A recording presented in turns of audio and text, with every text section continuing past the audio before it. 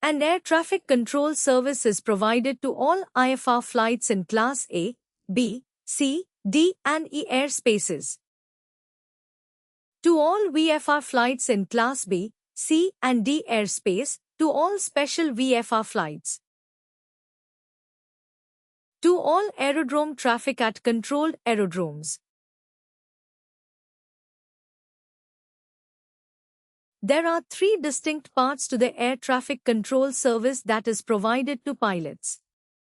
They are the area control service, the approach control service, and the aerodrome control service.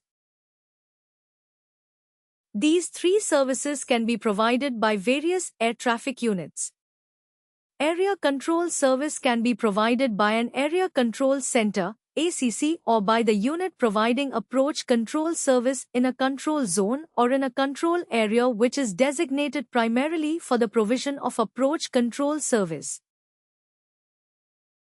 The approach control service can be provided by an approach control unit. However, when it is necessary or desirable, the functions of the approach control service can be combined with and provided by either an area control center or an aerodrome control tower.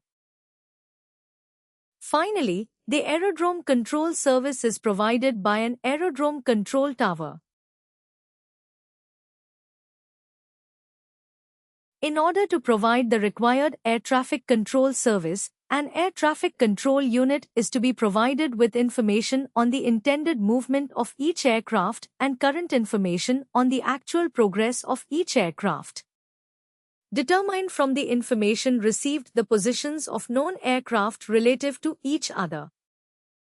Issue clearances and information for the purpose of preventing collisions between aircraft under its control and of expediting and maintaining an orderly flow of traffic. Coordinate clearance as necessary with other air traffic control units whenever flights might conflict with traffic controlled by other units before transferring control of an aircraft to another air traffic control unit.